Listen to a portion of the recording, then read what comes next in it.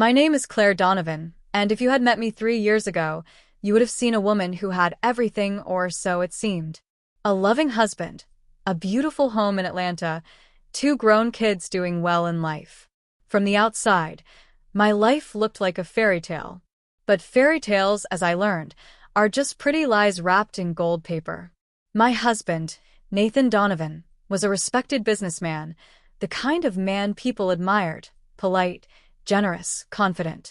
We'd been married for almost 40 years. 40 years of shared birthdays, family holidays, and promises I thought were real. Until the night I found a message on his iPad that wasn't meant for me. It was short, ordinary, nothing scandalous, just a text from someone named Lila saying, "Can't wait to see you and the kids tomorrow." Kids? I thought it must be a work colleague, maybe an assistant. But something in my gut twisted. That's how betrayal starts, not with proof, but with a feeling.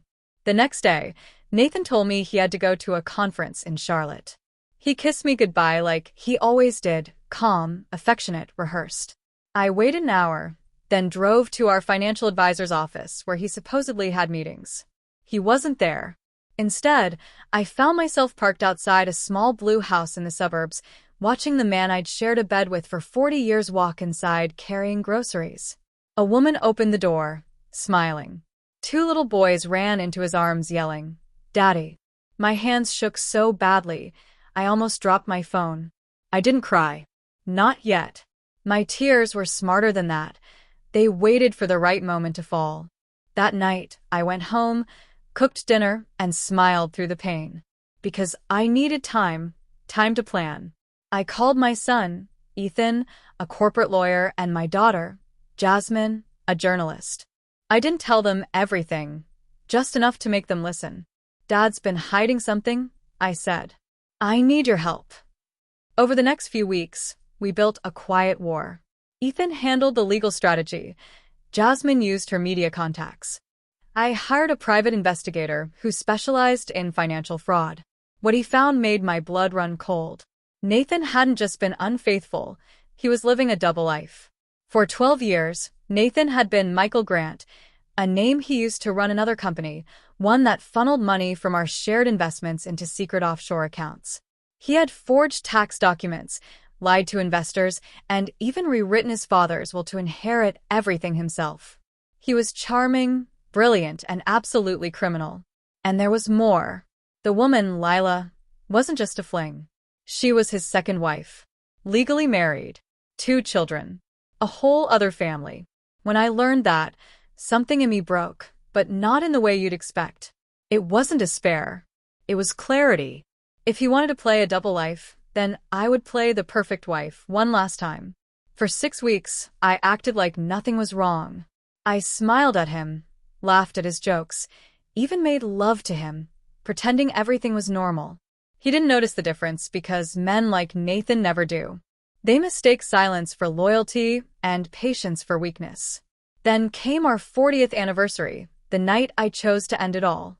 He rented an entire ballroom at an exclusive restaurant downtown, the Golden Finch.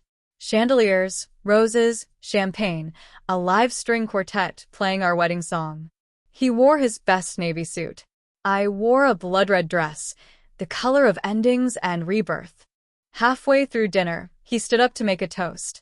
40 years with the love of my life, he said, voice thick with fake emotion. My Claire, my anchor, my best friend. Everyone clapped. I smiled. My heart was steady. Then he pulled out a velvet box, opened it to reveal a diamond eternity ring, and said, "Claire Donovan, will you do me the honor of being my wife for another 40 years? The crowd went wild. Cameras flashed. It was perfect. Too perfect. So I stood up, kissed his cheek, and said into the microphone, "Before I answer, I'd like to show you all a little tribute I made for my husband." The room went dark. The screen behind us lit up, and Nathan's own voice filled the hall. "Lila, baby, I'll be home soon. Yeah, I told Claire I've got a conference. She never suspects a thing. She trusts me completely." Then came the photos. Nathan and Lila at the beach. Him holding a newborn. Christmas cards. Their wedding certificate. Every secret, every lie projected 20 feet high for everyone to see. Gasps. Whispers. The sound of a glass shattering. Nathan turned gray, then white. Claire, please, he stammered. We can talk about this privately. Ethan stood up. You don't talk to her anymore, Dad. His voice was calm, but lethal. You talk to your lawyer. Jasmine took the mic. For those who don't know, she said, Nathan Donovan has been living a double life for 12 years. 2 families, multiple bank accounts, and enough fraud to keep the IRS busy for a decade. Nathan looked around for help, but every friend, every business partner had already stepped away. I pulled a folder from my purse, divorce papers. You can sign these, I said, or I can take this to court and make sure every network in America covers your trial. He signed. With shaking hands, in front of 50 witnesses. The pen slipped once, leaving a smear like blood. By the next morning, his accounts were frozen. His company issued a statement suspending him. The media storm hit by noon. Prominent businessman exposed for bigamy and fraud. Every screen, every paper. His empire collapsed in 48 hours. Lila called me days later. She was sobbing. Is it true? She asked. Are you really his wife? Yes, I said quietly. His first and only legal wife. She cried harder. What about the kids? What am I supposed to tell them? Tell them the truth, I said. Tell them their father built his life on lies.